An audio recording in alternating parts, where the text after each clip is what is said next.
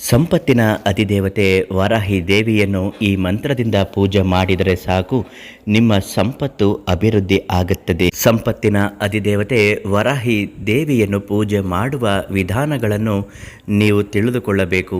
ನಂತರ ಅದಕ್ಕೆ ಯಾವ ಮಂತ್ರವನ್ನು ಹೇಳಿ ಪ್ರಾರ್ಥನೆ ಮಾಡಿ ಸಂಕಲ್ಪ ಮಾಡಬೇಕು ಅನ್ನುವುದನ್ನು ಇವತ್ತಿನ ವಿಡಿಯೋದಲ್ಲಿ ಸಂಪೂರ್ಣ ಮಾಹಿತಿ ತಿಳಿದುಕೊಳ್ಳೋಣ.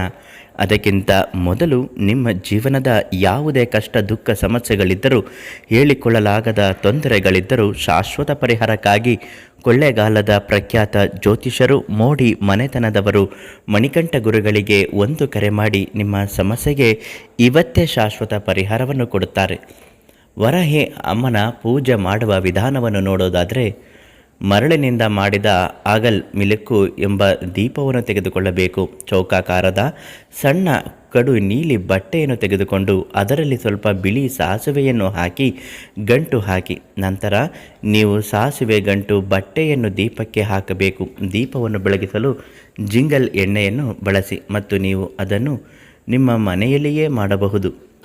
ಮರಗೆಣಸು ಇಡುವುದರಿಂದ ವರಾಹಿ ದೇವಿಯು ಸಂತುಷ್ಟಲಾಗುತ್ತಾಳೆ.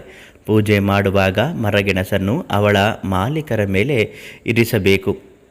ಇದು ಇಲ್ಲದಿದ್ದರೆ ಬಿಳಿಯ ಕುಂಬಳಕಾಯಿಯನ್ನು ಬಳಸಿ ಕುದಿಸಿ ಅನ್ನದೊಂದಿಗೆ ಬೆರೆಸಬಹುದು.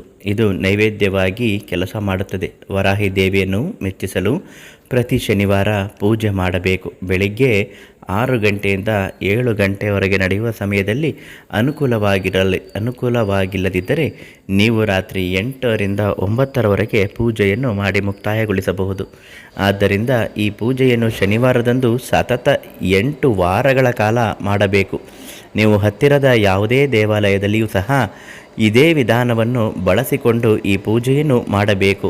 ಕಳೆದು ಹೋದ ಸಂಪತ್ತು ಮತ್ತು ಚಿನ್ನವನ್ನು ಪುನಃ ಸ್ಥಾಪಿಸಬಹುದು ಮತ್ತು ನಿಮಗೆ ಹೆಚ್ಚಿನ ಹಣವನ್ನು ನೀಡಬಹುದು. ಪೂಜೆಯು ನಿಮ್ಮ ಜೀವನಕ್ಕೆ ಹೆಚ್ಚು ಸಕಾರಾತ್ಮಕ ಕಂಪನಗಳನ್ನು ಆಕರ್ಷಿಸುತ್ತದೆ. ಇದರಿಂದ ನೀವು ಸಾಕಷ್ಟು ಅವಕಾಶಗಳನ್ನು ಪಡೆಯುತ್ತೀರಿ. ನಿಮಗೆ ಯಾವುದೇ ಶತ್ರುಗಳ ಕಿರುಕುಳ ಕೂಡ ನೀಡುತ್ತಿದ್ದರೂ ಪೂಜೆ ನಿಮ್ಮನ್ನು ತೊಡೆದು ಹಾಕುತ್ತದೆ. ವಾರಾಹಿ ದೇವಿಯು ನಿಮಗೆ ಮಾನಸಿಕ ಶಕ್ತಿಯನ್ನು ದಯಪಾಲಿಸುತ್ತಾಳೆ, ದುಃಖವನ್ನು ಕೊನೆಗಾಣಿಸುತ್ತಾಳೆ ಮತ್ತು ಜೀವನದಲ್ಲಿ ನಿಮಗೆ ಹೆಚ್ಚಿನ ಸಂಪತ್ತನ್ನು ನೀಡುತ್ತಾಳೆ. ವರಾಹಿ ದೇವಿಯ ಈ ಒಂದು ಮಂತ್ರ ಪುಸ್ತಕದಲ್ಲಿ ಬರೆದಿಟ್ಟುಕೊಂಡು ಪೂಜೆ ಮಾಡುತ್ತಾ ಇದನ್ನು ಹೇಳಬೇಕು. ಓಂ ಕ್ಲೀಂ ವರಹ ಮುಖಿ ರೀಂ ಸಿದ್ಧಿ ಸ್ವರೂಪಿಣಿ ಶ್ರೀಂ ತನ ವಸಂಗಿರಿ ದಾನಂ ವರ್ಷಾಯ ಸ್ವಗ. ಈ ಮಂತ್ರವನ್ನು ಕನಿಷ್ಠ ಪಕ್ಷ 108 ಬಾರಿ ಜಪಿಸುವುದು ಉತ್ತಮ. ಆದಾಗ್ಯೂ ಸಾಕಷ್ಟು ಸಮಯವಿಲ್ಲದಿದ್ದರೆ ಕನಿಷ್ಠ 3 ಬಾರಿಯಾದರೂ ಈ ಮಂತ್ರವನ್ನು ಜಪಿಸಬಹುದು. ವರಾಹಿ ದೇವಿಯನ್ನು ಪೂಜಿಸುವಾಗ ಅಥವಾ ಆಕೆಯ ದೇವಸ್ಥಾನಕ್ಕೆ ಭೇಟಿ ನೀಡುವಾಗ ಮಂತ್ರವನ್ನು ಜಪಿಸುವುದು ಒಳ್ಳೆಯದು. ನಿಮ್ಮ ಹೃದಯದಲ್ಲಿ ಶುದ್ಧ ಭಕ್ತಿ ಇದ್ದರೆ ಮತ್ತು ನಿಮ್ಮ ಪ್ರಾರ್ಥನೆ ಯಾರೊಬ್ಬರ ನಷ್ಟದ ಬಗ್ಗೆ ಇಲ್ಲದಿದ್ದರೆ ವರಾಹಿ ದೇವಿಯು ನಿಮ್ಮ ಎಲ್ಲ ಪ್ರಾರ್ಥನೆಗಳನ್ನು ಕೇಳುತ್ತಾಳೆ ಮತ್ತು ಉತ್ತರಿಸುತ್ತಾಳೆ. ನಿಮ್ಮ ಬದುಕಿನ ಇನ್ಯಾವುದೇ ಸಮಸ್ಯೆಗಳಿದ್ದರೂ ಶಾಶ್ವತ ಪರಿಹಾರಕ್ಕಾಗಿ ಕೊಳ್ಳೇಗಾಲದ ಜ್ಯೋತಿಷರು ಮೋಡಿ ಮನೆತನದವರು ಮಣಿಕಂಠ ಗುರುಗಳಿಗೆ ಇವತ್ತೇ ಒಂದು ಕರೆ ಮಾಡಿ. ಎಲ್ಲರಿಗೂ ಒಳ್ಳೆಯದಾಗಲಿ. ಧನ್ಯವಾದ.